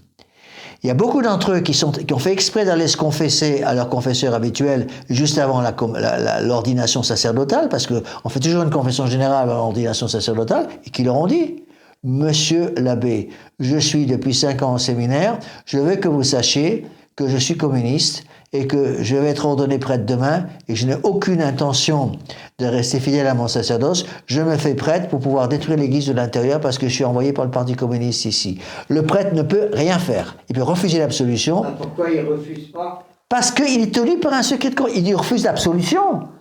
Mais mon ami, mon pauvre ami, vous voulez vous donner, donnez-vous tout seul. Moi, je n'ai pas l'intention de me donner avec vous. Vous ne pouvez pas recevoir l'absolution, oui, je m'en fous. Mais vous êtes tenu par le secret de confession. Le lendemain, il est ordonné prêtre. Le prêtre ne peut rien dire. L'évêque l'ordonne prêtre. Il ne peut rien dire. Le prêtre qui est au courant ne peut rien dire à cause du secret de confession. C'est ça le secret de confession. C'est très douloureux parfois. Mais ça arrive tout le temps. Monsieur et madame se confessent. Monsieur et madame se confessent. Deux époux. Madame m'avoue un péché qu'elle a commis avec son mari. Péché grave. Bon, je dis ce que j'ai à dire, je donne l'absolution si elle regrette. Elle essaie de se corriger, je donne l'absolution. Le mari vient après. Et m'accuse pas le même péché. Je peux pas lui dire: dites donc, ma femme vient de passer, elle m'a dit quelque chose, vous n'avez pas quelque chose d'autre à me dire? Si je dis ça, je viole le secret de confession, une excommunication réservée au pape. Je peux rien dire. Je sais que l'absolution est nulle, je sais qu'il me roule dans la farine et qu'il ne veut pas me dire une chose grave qu'il a commise avec sa femme. Je suis obligé de l'absolution, parce que je ne suis pas au courant. Je n'ai pas le droit d'utiliser le secret de confession. Ça, les parents ont beaucoup de mal à comprendre ces choses-là. Alors, oui, mais enfin, le secret de confession, ça suppose que la personne, en principe, regrette. Si quelqu'un entre au confessionnal et commence à accuser des péchés, c'est déjà secret de confession. Absolu. On ne peut jamais, même si, dans mon bureau, je reçois quelqu'un qui vient me voir, et que j'ai besoin de parler, qui me pose des questions, j'ai besoin d'utiliser sa confession antérieure ou ses confessions antérieures, parce qu'il vient me voir, je suis seul avec lui dans mon bureau, je n'ai pas le droit de parler avec lui de sa confession sans son accord. Et quand il commence à me poser des questions, pour être sûr de ne pas violer le secret de confession, je vais lui dire, excusez-moi, vous vous confessez à moi de façon habituelle, pour répondre à votre question, il vaut mieux que j'utilise ce que je sais par la confession, est-ce que vous m'y autorisez ? Est-ce que vous m'autorisez à utiliser pour vous répondre ce que je sais au niveau de la confession avec vous? Il dit oui, pas de problème. À ce moment-là, je peux. Mais s'il ne m'autorise pas, je ne peux rien faire. Et je n'ai jamais le droit de dire quoi que ce soit. Oui, c'est ça le secret de confession. Le secret de confession, c'est un secret complet. D'accord? Donc, là, il y a tout un travail. C'est le troisième point que j'aurais quand même commencé aujourd'hui pour avancer un peu quand même. Troisième point. Donc, premier point, obligation de donner 1 heure de catéchisme donnée par les curés ou par ceux qui ont charge d'âme. 1 heure de catéchisme aux enfants. Bon. Deuxièmement, obligation de préparer les garçons et les filles à bien recevoir le sacrement de pénitence et la confirmation. Il est évident que ce qui est dit sur les enfants, c'est valable aussi pour les adultes. Parce qu'il s'agit, aux enfants, on enseigne le catéchisme des enfants, aux adolescents, on enseigne le catéchisme des adolescents, aux adultes, on enseigne le catéchisme des adultes. D'accord? Donc, il faut donner 1 heure de catéchisme aux enfants, aux adultes, ils en ont besoin aussi. Deuxièmement, on aide les enfants à recevoir le sacrement de pénitence et de confirmation. Troisièmement, on les aide à s'approcher saintement pour la première fois de la Sainte Table. Voilà le texte. De même, et avec un soin très spécial, tous les jours de carême. Et s'il en est besoin à d'autres jours encore après les fêtes de Pâques, ils disposeront les jeunes garçons et les jeunes filles par des leçons et des exhortations convenables à s'approcher saintement pour la première fois de la Sainte Table. Donc il y a tout un travail de préparation pour aider ces jeunes à communier correctement. C'est une chose aussi de préparer les enfants à bien communier. Ça, des adultes peuvent le faire. Souvent, moi, j'ai pas le temps parce que je suis pas sur place. Les enfants peuvent pas venir en semaine pour recevoir un cours de catéchisme. Donc, c'est des parents qui le font à la maison. Ou parfois, un ami de la famille qui connaît bien sa foi, qui va enseigner le catéchisme aux enfants. Bon. Ensuite, il faut que les parents aident. Moi, je dis toujours aux parents qui présentent un enfant pour la première communion. On a une première communion, une petite fille, la petite Lilou, c'est à communier pour la première fois dimanche dernier. Chaque fois, je dis aux parents, attention, vous allez devoir aider vos enfants à faire une bonne action de grâce après la messe. Après la communion, il faut aider les enfants, surtout les petits. Ils communient, puis 2 minutes après, ils ont oublié. Vous voyez, dans bien des cas. Donc, il faut les aider à ce qu'ils fassent une bonne action de grâce. Apprendre à faire une action de grâce après la confession, après la communion. En utilisant, par exemple, le mot classique, ardor, A-R-D-O-R. Adoration, remerciement, demande, offrande de soi-même. Oui, mais c'est offrande et résolution. Mais oui, c'est excellent. C'est excellent, mais il faut que les parents aident. Les parents aident parce que souvent les enfants sont incapables de le faire par eux-mêmes. Vous voyez, il faut faire attention. Et là encore, que les parents donnent le bon exemple. Hein. Il est évident que si les parents ne vont jamais se confesser, si les parents ne font jamais d'action de grâce après la communion, comment voulez-vous que les enfants aient envie de le faire? Ils voient leurs parents. Donc les parents ont une responsabilité énorme. Donc, il y a un devoir d'aider, nous dit Saint Pédis, nos enfants qui s'approchent pour la première fois de la Sainte Table à s'approcher avec les bonnes dispositions. Les aider à faire une bonne confession, à faire une bonne communion. Donc, faire communier, confesser ses enfants plusieurs fois avant la communion, et après la communion, les aider à faire une bonne action de grâce. Apprendre aux enfants à faire une action de grâce. D'accord? Bon. Donc ça, c'est absolument fondamental. C'est un énorme problème. C'est que beaucoup de jeunes qui font la première communion très tôt, souvent la communion c'est maintenant souvent 7-8 ans, eh bien, ça va pas faire une action de grâce. Vous savez que pendant très longtemps, malheureusement, c'était surtout à la fin du 19e, 18e, fin 19e, les habitudes s'étaient faites. Les habitudes s'étaient prises, malheureusement, des mauvaises habitudes, de retarder l'âge de la première communion. Parce que beaucoup de curés savaient que, après, dans beaucoup de milieux pas très catholiques, les enfants allaient au catéchisme jusqu'à la première communion. Première communion faite, pof, on ne les voyait plus. Jusqu'à la communion solennelle. Attendez, c'est après ça. Avant, au 19e siècle, dans les familles légères, je dirais pas très catholiques, les enfants allaient au catéchisme jusqu'à la première communion. Première communion, terminée, on ne les voyait plus jusqu'au mariage. Après, ils revenaient pour le mariage, et puis on les voyait de temps en temps les deux pieds devant pour l'enterrement. En gros, c'était ça. Bon. C'est pour ça que les curés avaient eu tendance à repousser de plus en plus l'âge de la première communion pour essayer de garder les enfants sous l'influence du prêtre pendant beaucoup plus longtemps. Et donc les curés avaient, d'une certaine façon, je les comprends, repoussé l'âge de la première communion jusqu'à 13-14 ans. Et c'est... La première communion. Oui. Ou de la communion solennelle. La première communion, la communion solennelle n'existait pas à l'époque. Donc les premières communions avaient lieu à 13-14 ans, parce que les curés poussaient l'âge pour essayer de garder l'influence sur les enfants. Et c'est celui qui a donné un coup de pied dans la fourmilière, c'est Saint Pédis. Saint Pédis a donné un coup de pied dans la fourmilière en disant il faut absolument faire communier les enfants beaucoup plus tôt. Alors les curés ont dit ça va être une catastrophe parce que s'ils communient à 6-7 ans ou 5-6 ans, on va les perdre beaucoup plus tôt. Et c'est là où en France, non pas dans d'autres pays, mais en France, entre autres, ils ont rajouté la communion solennelle pour essayer d'avoir une deuxième barrière de protection et que les enfants restent. Et du coup, c'est ce qui s'est passé effectivement. Les enfants restaient après la première communion parce qu'il y a encore la communion solennelle. Ils attendaient la communion solennelle 13-14 ans. Dans les milieux un peu superficiels, le jour de la communion solennelle, c'est fini, terminé, on ne les voyait plus. C'est triste. Là, il y a tout un travail d'éducation à faire. Et c'est Saint Pédis qui a exigé, il fait une prophétie, il a dit qu'il y aurait des saints parmi les enfants. Il y aura des saints parmi les enfants. Et c'est Saint Pédis qui a lancé à ce moment-là, puis Pie XI après lui, la croisade eucharistique.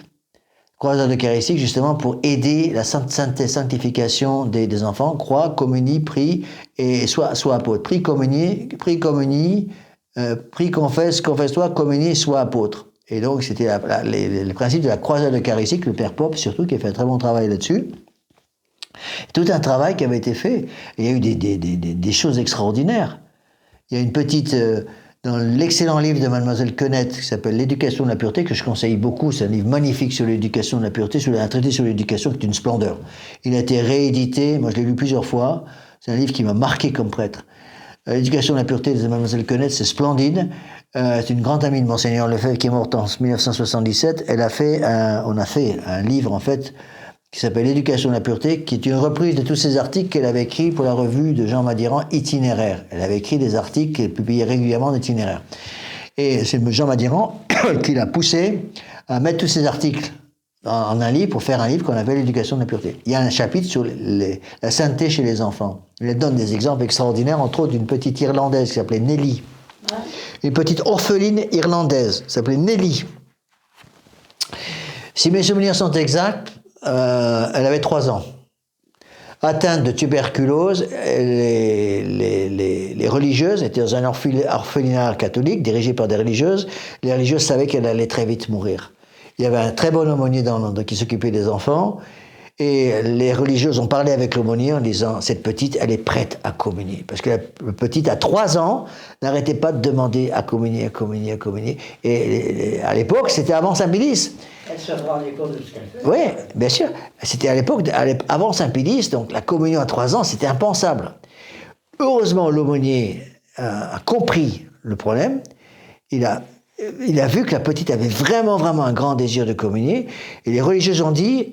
Le jour de sa première communion, elle n'a pas dormi toute la nuit tellement elle était heureuse de pouvoir communier pour la première fois. Ils lui ont donné une petite robe toute blanche, une petite couronne de fleurs sur la tête. Elle est allée communier.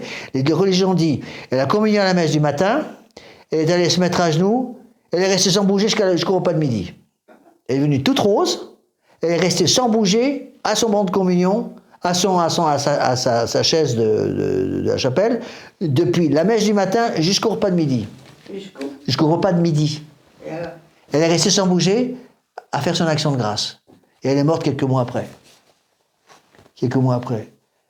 Il y a eu Emma Wins, il y a eu un autre Belge comme ça. Il y a eu plusieurs enfants qui se sont sanctifiés comme ça par la communion. Ça, c'est extrêmement important. Donc voilà le texte de Saint-Pédis, c'est le 3e point. Donc il faut, encore une fois, il s'adresse à tous les curés et en général à tous ceux qui ont charge d'âme. Donc encore une fois, c'est une des rares encycliques qui n'est pas adressée directement ici aux évêques, contrairement à la plupart des encycliques. L'encyclique Pascendi Dominici Gregis de 1907 est adressée aux évêques qui ont charge des curés. Donc ça passe des évêques aux curés et aux âmes. Là, il parle directement tous les curés et en général ceux qui ont charge d'âme. Donc c'est un texte qui est adressé aux parents. Ceux qui ont charge d'âme, c'est les parents. Bon, les curés et les parents. Donc, ils disent bien, les curés et ceux qui ont charge d'âme doivent enseigner le catéchisme à ceux dont ils ont la charge 1 heure par semaine. Deuxièmement, il faut préparer les garçons et les filles par une instruction correspondante à bien recevoir le sacrement de pénitence et de confirmation. Troisièmement, il faut disposer les jeunes garçons et les jeunes filles par des leçons et des exhortations convenables à s'approcher saintement pour la première fois de la Sainte Table. Donc préparer les enfants à communier. Préparer les enfants à se confesser, à communier pour la première communion et donc les préparer pour la confession. La meilleure préparation pour une première communion, c'est la confession. Que les enfants s'habituent à se confesser. Moi, j'ai connu des petits de 4-5 ans qui se confessaient régulièrement, plusieurs fois, 4-5 fois avant la première communion. Et ils voulaient se confesser tous les mois. Alors, on voit tout de suite, quand on les confesse, s'ils sont suffisamment mûrs. On voit tout de suite, quand ils ne sont pas assez mûrs, on le voit, on leur dit, bon, on essaie de les aider un peu, puis on dit, bon, revenez vous confesser dans 2-3 mois. Là, vous n'êtes pas encore prêts. Bon, mais c'est très important. On le voit aussi parce que les gamins qui n'ont pas compris, on le voit parce qu'ils commencent à accuser les péchés des parents, ou les péchés des frères et sœurs. C'est à mourir de rire. J'ai vu ça je ne sais pas combien de fois. Le gamin se met au confessionnal, et un gamin de 4 ans qui veut se confesser parce que les parents, la maman a entendu les cours de l'abbé Lafitte, on va pousser mon petit à se confesser. Donc 4 ans, allez, tu vas te confesser. Le gamin, il n'est pas encore mûr, il n'a pas encore l'âge de raison. Donc il va se mettre au confessionnal. Monsieur l'abbé, mon petit frère, il a fait ça et ça et ça. Et mon grand frère, il a fait ça et ça et ça. Et ma grande sœur, elle a fait ça et ça. Et mon papa, il s'est attrapé avec maman. Je l'ai entendu se disputer avec maman. Oui, monsieur l'abbé, j'ai tout entendu. Il est obligé de dire au gamin, et vous, qu'est-ce que vous avez fait? Bon, mais accuser les péchés des parents, ça ne m'intéresse pas. Les péchés de la petite sœur, de la grande sœur, du grand petit frère, du grand frère, ça ne m'intéresse pas. Pas ici en tout cas. Et vos péchés à vous? Pas moi, j'ai rien fait, moi. Bon, le gamin, manifestement, il n'est pas encore mûr. Vous voyez, il n'est pas encore mûr, donc on lui dit, vous revenez plus tard. Vous voyez? Mais très souvent, ils sont mûrs. Hein. Un gamin qui est capable de commettre un péché est capable de se confesser. Hein?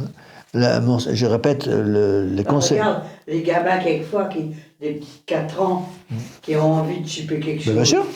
Ils ferment la porte de la pièce, ils savent. Monter sur une chaise pour aller chipper un gâteau ou un bonbon. Oui, mais parce qu'ils savent très bien, ils ont conscience qu'ils leur disent je fais quelque chose. Bien sûr. Et encore une fois, c'est Saint-Pédis qui, avant même l'établissement de ces règles, c'est Saint-Pédis a dû se bagarrer avec les curés italiens, entre autres, qui ne voulaient pas qu'on rajeunisse l'âge de première communion. Ils ne voulaient pas. Saint-Pédis, qui était pape, s'est battu avec eux pour imposer sa volonté. Et il disait, il faut que l'enfant soit capable de distinguer entre le pain eucharistique et le pain ordinaire. Deuxièmement, qu'il soit capable de distinguer entre le bien et le mal. Distinguer entre le bien et le mal. Distinguer entre le bien et le mal, le pain eucharistique et le pain ordinaire. Et ça suffit. Si l'enfant a compris ce que c'est qu'un péché, ça suffit. Il y a une histoire que j'ai déjà citée, je crois, il y a 15 jours ou 3 semaines, je ne me rappelle plus. Saint-Pédis qui reçoit un groupe de pèlerins français, d'ailleurs, à Rome. Un petit garçon était avec une famille, s'échappe des mains de sa maman, se précipite vers le Saint-Père, qu'il reçoit avec bonté. Le Saint-Père est en train de parler avec les pèlerins. Le petit gamin de 5 ans se précipite, alors que c'était avant le décret sur la communion fréquente, se précipite vers le Saint-Père, « Très Saint-Père, je veux communier ». La maman court derrière. Les hommes, Très Saint-Père, il est beaucoup trop jeune, il n'a que 5 ans. Saint-Pédis l'a pris à part.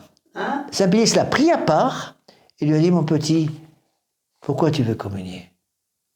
Qu'est-ce qu'il y a dans la communion? Il y a Jésus. Et Jésus, c'est qui? C'est Dieu.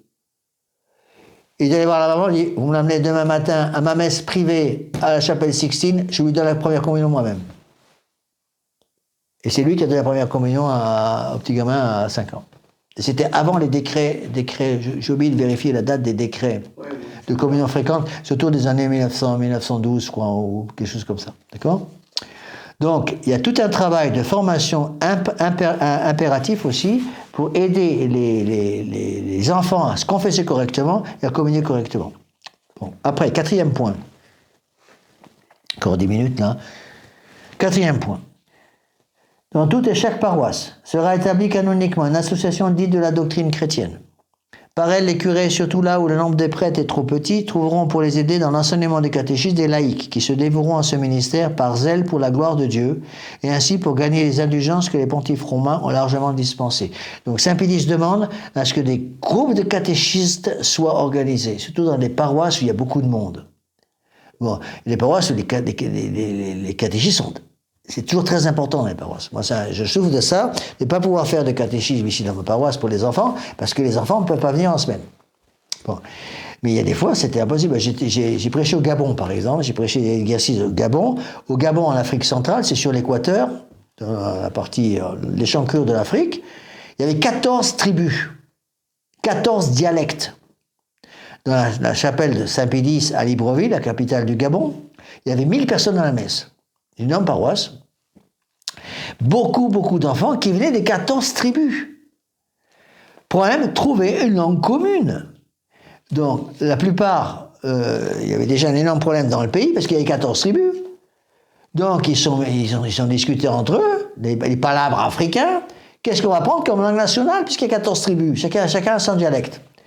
Alors, comme ça avait été sous contrôle français pendant longtemps, protectorat français pendant longtemps, les responsables des défis politiques ont dit bon, on va prendre le français parce que tout le monde le parle. Ils disaient d'accord, ben oui, parce que sinon ils allaient tous se bagarrer, on va prendre tel dialecte ou tel dialecte ou tel dialecte. Ils ont pris le français comme langue commune, tout le monde était d'accord parce que tout le monde le parlait. Mais les enfants n'étaient pas très à l'aise toujours en français. Dans certains milieux très pauvres, les enfants ne parlaient pas français à la maison, ils parlaient à l'école. L'école est souvent un lieu donné en français, mais pas à la maison. Eh bien, on était obligé de faire des catéchismes à Libreville, à la mission Saint-Pédis, dans 14 langues différentes. Donc il y avait des catéchistes qui étaient formés pour chaque langue. Donc chaque catéchiste, je ne sais plus quand c'était, le mercredi après-midi, les catéchistes avaient 14 des salles différentes, et puis toutes les langues parlées par les enfants, chaque groupe de linguistique avait un catéchiste attitré qui parlait la langue en question, pour que les enfants comprennent bien. Vous voyez? Donc il faut adapter, et ça, cette formation de catéchiste est extraordinaire. Et Monseigneur Lefebvre nous en a souvent parlé, parce qu'il a été avant d'être évêque de Dakar, il était archevêque de Dakar, c'est au Sénégal, Dakar, ou Côte d'Ivoire, je crois que c'est Sénégal, Dakar. Faut que je révise ma géographie. Je ne sais plus si c'est Sénégal ou Côte d'Ivoire. Je crois que le Sénégal, c'est Dakar. Bon. Ou la Côte d'Ivoire, c'est un des deux, je ne me rappelle plus. Et Monseigneur Lefebvre, justement, nous avait beaucoup parlé de ça. Il était, entre autres, avant, il a été directeur du séminaire de Libreville, et après il s'est retrouvé dans les missions. Il n'était pas encore évêque, il était un simple prêtre, et il a beaucoup insisté sur la formation des catéchistes. Parce que les catéchistes parlaient les langues. Souvent les moines missionnaires, les prêtres missionnaires en Afrique, Monseigneur Lefebvre parlait deux dialectes. Il parlait le Fan et le Miyené, si mes souvenirs sont exacts. Le Fan et le Miyené, qui étaient deux langues. Mais il y en a 14. Il ne pouvait pas parler toutes les 14 langues. Donc il était indispensable de former des catéchistes. Donc il formait des catéchistes qui parlaient les langues, qui parlaient aussi le français, parce qu'ils avaient eu un petit peu de formation quand même avec les écoles. Donc on les formait, les prêtres les formaient pour qu'ils puissent après, si vous voulez, le prêtre c'était le pommeau de l'épée, et puis les épées un peu partout, pour aller travailler sur les âmes, pour obliger les âmes à se rapprocher, aider les âmes à se rapprocher du bon Dieu. Et donc le prêtre formait les catéchistes qui après allaient dans les différents villages, là réunissaient les enfants du village et donnaient des cours de formation de catéchisme aux enfants du village dans leur langue. Puis ensuite, lorsque les enfants étaient suffisamment formés, le prêtre venait pouvoir confesser les enfants. On essayait de trouver un prêtre qui parle la langue, ou alors les enfants préparaient à baragouiner vaguement le français pour qu'on puisse avoir un gros problème de langue. C'est compliqué dans ces pays-là pour arriver à confesser dans les langues. J'ai eu le même problème quand j'étais aux îles Fidji. Aux îles Fidji, au nord de la Nouvelle-Zélande, j'ai eu des gros problèmes aussi, par exemple, pour pouvoir confesser avec les différents dialectes qu'il y avait en dehors de la capitale, Suva, où les gens parlaient anglais, les enfants parlaient anglais à Suva, mais dès qu'on allait dans les villages, il n'y avait plus rien. Il n'y avait plus d'anglais, ils parlaient les langues locales. C'était compliqué au possible. Vous voyez, tout ça, c'est très très important. La formation des catéchistes, et là, Saint-Pédis insiste beaucoup là-dessus. Et c'est très important aussi aujourd'hui, parce que beaucoup de fidèles habitent dans des endroits où il n'y a plus de messe, il n'y a plus de messe traditionnelle, il n'y a plus d'enfants qui font, plus de parents de curés dans certains milieux où il n'y a plus de messe. Des gens qui habitent dans des pays très éloignés, dans lesquels il n'y a plus de messe du tout. Moi, je connaissais des gens qui habitaient à Pékin, je l'ai souvent cité, une famille qui habitait à Pékin, en Chine, la messe traditionnelle le dimanche, c'est impossible. Même pas de messe moderne, rien du tout. Donc il fallait arriver que les parents impérativement enseignent le catéchisme aux enfants pour les préparer par eux-mêmes à la confession, à la communion. Puis après on pouvait venir les voir quand ils étaient prêts pour qu'ils puissent justement faire un travail de... On peut les préparer à la confession, préparer à la communion. Tout un travail. Et là, Saint-Pédis insiste largement là-dessus. Aider dans l'enseignement des catéchismes, trouver des laïcs qui vont devenir des catéchistes, qui se dévoueront à ce ministère par zèle pour la gloire de Dieu, aussi pour gagner les indulgences que le pontife romain a largement dispensées. Et il y a eu des martyrs. Monseigneur Lefebvre nous en a parlé souvent. Parce que dans les cases, dans les villages de brousse, lorsque les catéchistes commençaient à former les enfants qui se préparaient à la première communion, le grand obstacle, c'était le sorcier. Il y avait un sorcier par village. Le sorcier avait une influence énorme sur les villages. Énorme, considérable. Parfois plus que le chef du village. Le chef du village, le sorcier, et le sorcier, évidemment, était furieux de voir les catéchistes qui venaient, qui lui arrachaient des âmes. Parce que dès qu'on commençait à catéchiser un village, il fallait sortir les enfants de l'influence du sorcier. Et il y a eu des martyrs, Il y a eu des martyrs parce que Monseigneur Lefebvre nous a dit il y a beaucoup de cas d'empoisonnement. Les sorciers organisaient des empoisonnements des catéchistes pour les empêcher d'arracher les âmes. Et Monseigneur Lefebvre nous a raconté des choses invraisemblables. Il nous disait, lorsque, malgré le travail de sape des sorciers ou du sorcier du village, heureusement dans certains cas, la force apostolique des missionnaires était plus forte. Et donc, le sorcier finissait par perdre tout le village. Donc, parce que tout le village devenait catholique. Quand le village devenait catholique, entièrement, on pouvait se débarrasser du sorcier. Bon, alors, on n'allait pas le tuer, bien sûr, que non, on ne peut pas faire ça. Donc, qu'est-ce que faisaient les chefs de village? Une fois que tout le village est devenu catholique, le sorcier se convertissait jamais. C'était pratiquement impossible de convertir un sorcier. Parce qu'il avait un pouvoir énorme, avec ses amulettes, avec les poisons, tous ces machins-là. Ils étaient obligés, Monseigneur Lefebvre nous l'a raconté plusieurs fois, ils étaient obligés, j'ai déjà expliqué ça, mais je réexplique pour ceux qui me prennent en vol. Monseigneur Lefebvre nous disait, on allait chercher 4 gros malabars, des noirs bien costauds, là, qui allaient attraper par la peau du cou le sorcier, qui le traînait en dehors de sa case, qui l'attrapait, on prenait un bidon d'essence, on arrosait la case du sorcier d'essence et on mettait le feu. Pour brûler la case, parce que la case contenait tous les poisons, les amulettes, les machins comme ça. Et ça brûlait. Et Monseigneur Lefebvre nous a dit, plusieurs fois, il nous a dit, malgré les 4 gaillards bien musculaires, musculaires, bon, qui tenaient le sorcier arrivait à s'échapper des mains des gens qui le tenaient à l'écart et se précipiter dans le feu pour mourir dans le feu. Parce qu'il préférait mourir brûlé vif que de reconnaître qu'il avait perdu le pouvoir sur le village. Ouais, c'était... Et Monseigneur Lefebvre nous a raconté ça. Il nous a dit qu'il y a eu plusieurs cas de martyrs de catéchistes qui ont été empoisonnés par l'influence du sorcier, parce que ça dépendait beaucoup de la conversion du chef de village. Parce que si on arrivait à convertir le chef du village, à ce moment-là, les conversions allaient très vite. Le village entier, parce que c'était comme un peu en Allemagne, les gens avaient la religion de leur prince. Quand le prince était catholique, tout le monde était catholique. Si le prince devenait protestant, pratiquement tout le monde passait au protestantisme, malheureusement.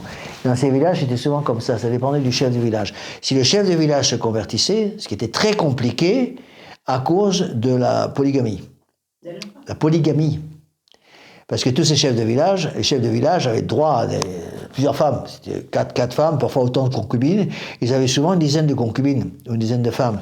Il est évident que quand ils se convertissaient, ben, il y en a 9 de trop. Hein. Il va falloir qu'ils les envoient toutes promener, qu'ils en choisissent une, ou qu'ils en gardent qu'une. Il n'est pas question de baptiser quelqu'un qui était encore dans la polygamie. C'est pour ça que beaucoup de gens attendaient la mort pour être baptisés, parce qu'ils avaient des femmes ou des concubines. Il n'était pas question de renvoyer ces femmes et ces concubines chez elles sans la dot. Et comme les dots étaient considérables, il fallait plusieurs années de travail pour payer la dot de chaque femme. Ils ne pouvaient pas renvoyer leur femme. Et donc ils attendaient la mort pour se convertir, pour être baptisé. Eh bien, lorsqu'on arrivait à avoir des chefs de tribus qui étaient vraiment convertis, à ce moment-là, la conversion des villages allait très vite. Mais quand le chef de village était en union avec le sorcier, c'était très très difficile. Très très difficile. Et là, il y a eu plusieurs cas de martyrs, de catéchistes qui sont fait assassiner. Hein. Et puis, en plus, ces chefs de village avaient c'était monstrueux avant l'arrivée des missionnaires. Hein. Avec l'arrivée des missionnaires, par exemple, pour Monseigneur Lefebvre nous raconter, dans certains villages où il était encore sous le paganisme, le chef de village, pour certaines grandes cérémonies, ils attrapaient un adulte, par exemple. Hein? Ils attrapaient un adulte, et puis il fallait l'offrir en sacrifice à leur Dieu. Et ils balançaient l'adulte dans la mort au crocodile. Hein. Ouais. Il y a les mêmes problèmes, on ne se rend pas compte de ce que c'est que le paganisme. Hein. Il y a les mêmes problèmes, par exemple, en Papouasie-Nouvelle-Guinée. C'est au nord de l'Australie, près de l'Indonésie, un pays qui a été converti très tardivement au XIXe siècle. Et c'était terrible, hein, parce que les moines missionnaires, j'ai lu les récits missionnaires de Papouasie-Nouvelle-Guinée, c'est très très intéressant, mais c'est dur, parce que lorsqu'un enfant naissait dans ces peuplades autochtones qui étaient des païens complets, c'était des animistes qui adoraient les arbres, adoraient les faux dieux. Lorsqu'un enfant naissait, il devait être présenté au chef de village. Le chef de village examinait l'enfant sous toutes les coutures, et soit il levait le pouce, l'enfant pouvait rester dans le village, et là il était sacré, il venait membre du village, soit le chef de village n'aimait pas le gamin, le bébé, baissait le pouce, les parents prenaient l'enfant et jetaient l'enfant dans l'enclos aux cochons, les cochons mangeaient l'enfant vivant. C'est terrible. Terrible. Et plus ils mangeaient leurs morts. Il y a plusieurs récits où les missionnaires qui commençaient à convertir ces gens-là étaient obligés de sortir pour vomir tellement c'était dur, quoi. Bon, on va arrêter là parce que ça fait plus d'une heure que je vous garde. Oui, donc je pense que c'est très important de bien comprendre toutes ces choses-là, d'accord. D'où l'importance donc de cette formation des catéchistes. Donc attention, je répète, donc pas de cours mercredi prochain, c'est jour de Noël. Donc je vais pas vérifier les dates, mais ça sera le 25 et 7. 25 et 7, ça fait combien? Ça fait 32. Ce doit être donc le 1er janvier. Pour mercredi 1er janvier, je crois que c'est 1er janvier, c'est ça. Donc il y aura, 1er janvier, il y aura le prochain cours. Hein. Voilà, on va arrêter.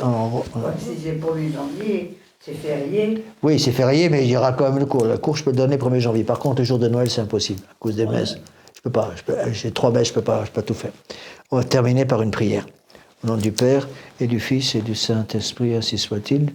Je vous salue Marie, pleine de grâce, le Seigneur est avec vous, vous êtes bénie entre toutes les femmes, et Jésus, le fruit de vos entrailles, est béni. Sainte Marie, Mère de Dieu, priez pour nous pauvres pécheurs, maintenant et à l'heure de notre mort. Amen. Nos saints anges gardiens, Saint Pédis, Saint Joseph, Saint Thomas d'Aquin, au nom du Père et du Fils et du Saint-Esprit, ainsi soit-il. Chut. Bon.